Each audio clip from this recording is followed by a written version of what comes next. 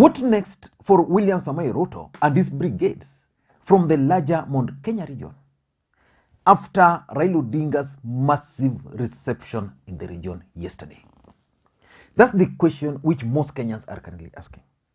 Because William Samoei Ruto is depending fully on the larger Mount Kenya region to succeed in his bid for the presidency in 2022.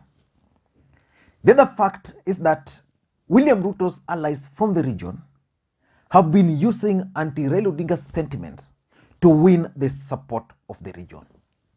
Which means should Raila Odinga manage to convince the region to support his bid, then they are in trouble. So what next for them after yesterday's event? In this video today, I want to try and look at the options or what William Ruto's allies from that particular region must do after yesterday's event. But before we do that, for those who are watching this channel for the first time, I want you to take a second or two and click the subscribe button so that next time you produce a video like this, YouTube will automatically notify you. And to the subscribers, I want to continue thanking you guys for your continued support. Now, let us get back to the main issue. And there is something which I think as a country we must celebrate. The fact that Raila Odinga was in central Kenya and the larger Mount Kenya region and was received well without any chaos is good news to the country. The fact that William Samoei Ruto was in Migori County over the weekend and held a successful event there is also something which as a country we must celebrate. The incident, just like I stated, of Jimmy Wanjigi in Migori was actually stage managed. I don't know by who, but it was stage managed to portray, for example, the Luo community as violent. But the fact that Ruto, who is a frontrunner, could come to Nyanza, Raila could go to Central and receive the kind of receptions we've seen, then that's something we should actually celebrate. But what next? What should William Ruto's allies from the larger Mount Kenya do? Because let's face it, Raila Odinga is not depending on the larger Mount Kenya region to win the presidency. William Ruto is depending on the larger Mount Kenya region to win the presidency. William Ruto has been in the larger Mount Kenya region for good 4 years. And despite that, every single week, the deputy president is dedicating 3 or 4 days to the people of the larger Mount Kenya region, which means he understands the fact that his bid is pegged on the support from the larger Mount Kenya region. But then there's President Uhuru Kenyatta's factor. Uhuru Kenyatta promised to support his deputy in 2022. But because politics about interest, they fell out. And after falling out, Uhuru Kenyatta is now keen on supporting Raila Odinga for the presidency. But Uhuru Kenyatta has not gone with Raila Odinga to the ground. Raila Odinga has been trying to climb the mountain individually, and yesterday he did that. But after yesterday's event, of course, crowds don't get confused, and I'm on record on this. Crowds don't matter. The work of crowds is simply to create the perception. For example, Raila Odinga was received so well in the larger Mount Kenya region. So which means if elections were held tomorrow and someone rigs Raila Odinga and gives him 40%, then people will say, okay, he used to go there and he used to get this kind of crowd. So that's the work of the crowd. But what should William Ruto's and allies do in the larger Mount Kenya region? The first thing they must do is to sustain Raila Odinga, anti-Raila Odinga's propaganda. Because that's what they've been selling. For the last 4 years, Raila Odinga was the subject of William Ruto and his brigades in the larger Mount Kenya region. In fact, it reached a point where the president would do something, but then they'll blame Raila Odinga. The failure of Jubilee government for a long time, they were blaming on Raila Odinga. But they have a challenge because so far, for the last 4 years, they've told the people of the larger Mount Kenya region everything about Raila Odinga, everything against Raila Odinga. So which means there's nothing new. They can now go and tell the residents there about Raila Odinga. But what's happening now is that Raila Odinga left them to go and say whatever they want. Then Raila Odinga is now coming to explain himself to the people. And the ground has started listening to whatever Raila Odinga is trying to tell them. And that should worry William Ruto and his allies. But how can they sustain the propaganda? If Raila Odinga is a mchawi, how can they sustain that? It's not difficult for them to sustain that because someone like President Uhuru Kenyatta is the one who employed the services of Cambridge Analytica. And it's the Cambridge Analytica who was used to portray Raila Odinga as a mganga. It's the same Cambridge Analytica who portrayed President Uhuru Kenyatta as anointed by God. In fact, during that campaign, Uhuru Kenyatta was painted, Uhuru and Ruto were painted as men of God. To an extent that they used to say something like one nation under God, one country under God. So which means the rest were not under God. So there's no new propaganda they can use.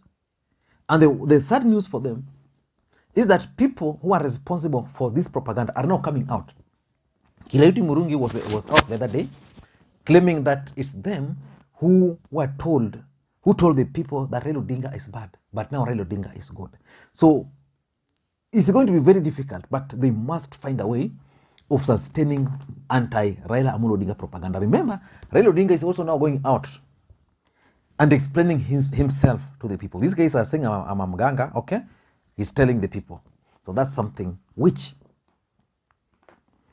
they must do, but I don't think it's going to be sustainable for them to sustain anti-Raila Odinga's propaganda, because they are saying Raila Odinga doesn't want the people of the larger Mount Kenya region.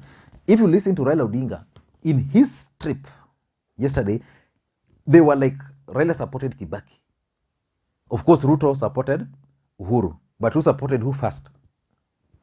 So that's the first thing they must do. Second thing is that they must organize huge rallies to counter Raila Odinga's trip in the next 2 weeks. Because if they don't do that, there's normally what is called a recall period, when people forget. So after 2 weeks, people shall have forgotten about this huge event. So it means even if they'll organize another huge event, it will not be viewed as kind of countering this. So William Ruto, his allies must go to the larger Mount Kenya region, organize a counter rally. The bad news about that is that they'll now be viewed as playing catch up to Raila Odinga. Previously, Ruto was dancing alone, and this is the disadvantage of dancing alone. He was dancing alone, and people from outside were viewing him as the only dancer, better dancer. But now the floor is out there. Raila is joining the floor with very nice moves. Kalonzo is joining the floor with the nice moves. I've seen Kalonzo visiting Moses Kuria. Very nice moves. But they must organize a rally. Like today, I'm seeing Raila Odinga is supposed to meet with the Kikuyu tycoons. The deputy president has organized a parallel meeting just to counter the meeting with Raila Odinga. So I don't know how he's going to do it. But again, is there any rally which the DP can organize than the ones he's been organizing in the larger Mount Kenya region? I don't think.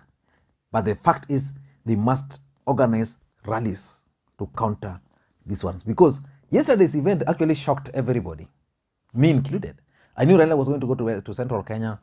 I knew after Nanyuki was coming to Nairobi, but the governors who accompanied him told him they're not boarding their planes to Nairobi, that tunachukua barabara. So they just issued statements outside there that Raila Odinga will be from Nanyuki, will be coming all the way via road to Nairobi. And it was boom. And of course, if you take, for example, a place like Githurai, you definitely crowd are always there. But the people like my friend Mwaura Isaac did not get the opportunity to mobilize people to heckle. So they must organize huge rallies huge ones to counter that. Number 3, and this is something the DP must really consider. The effect of the departure of Moses Kuria and the effect of the departure of Mwangi Kiunjuri is really affecting the deputy president's camp. The DP and his brigades must therefore go outside there, look for Moses Kuria, Mwangi Kiunjuri, and men's fences with them. That's the reality. The fact is, Rigathi Gachagua is not up to the task. He can only speak and tell people about Raila. Nothing. I want to challenge you. Is there anything Rigathi Gachagua can say other than attack Raila or attack Uhuru? Nothing. Then that's also, people get tired. Because if you go to a place, you tell them about Raila, Uhuru, you go tomorrow, you tell them about Raila, Uhuru, you go tomorrow, you tell them about Raila, Uhuru, then they get tired of you. But someone like Moses Kuria is normally able to understand the ground. Someone like Kiunjuri is normally able to use the Kikuyu language in a manner which excites the people. So the deputy president and his brigade must find a way of mending fences with Moses Kuria and with Rigathi Gachagua. I mean, with Moses Kuria and Mwangi Kiunjuri. But I tend to think that might also not succeed, because I think Moses Kuria has decided that he's moving on.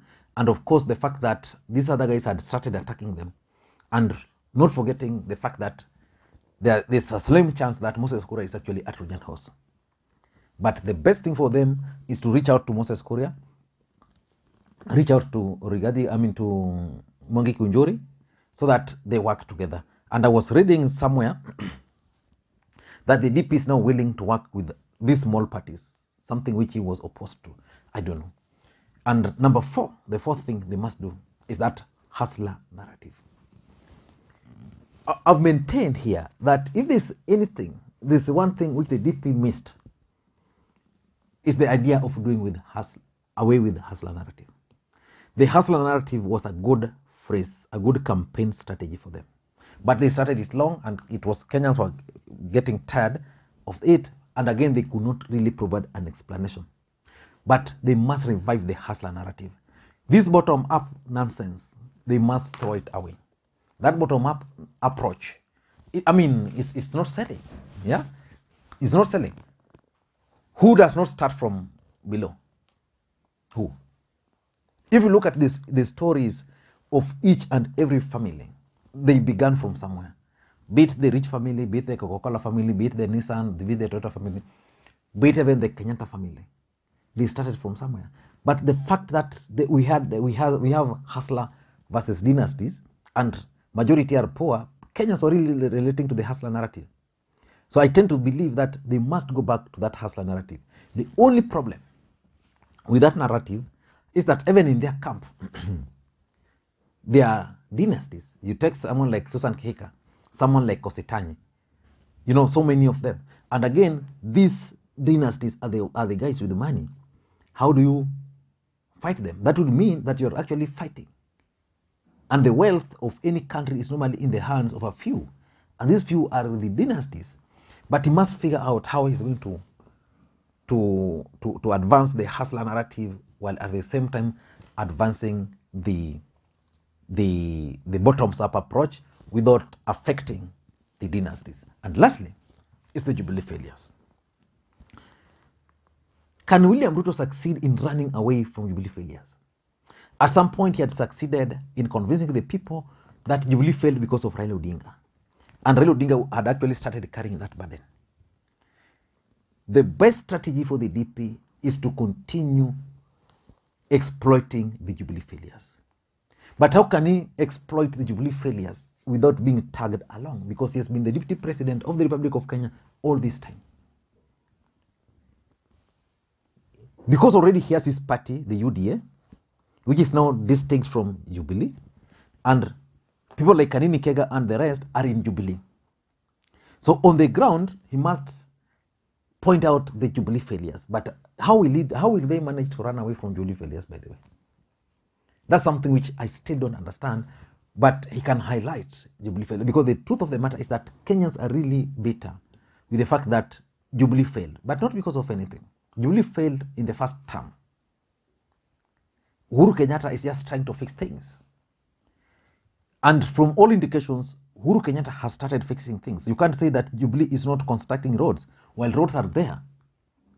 Yeah, Uhuru is also saying that my government has done better with Raila than it did with Ruto. So it's going to be a very complex thing for them. But because again, the DP is also trying so much to leverage on the successes of Jubilee government. So like if he goes to Central Kenya, he can tell them about the success of Jubilee Party. But what about the failures? I don't know what you think, but that's my take. My next video, which I'm still researching, is why the DP is actually organizing a counter event on the day Raila Odinga is meeting with the tycoons from the larger Mount Kenya region. Thank you guys, and may you have a good day. Bye-bye.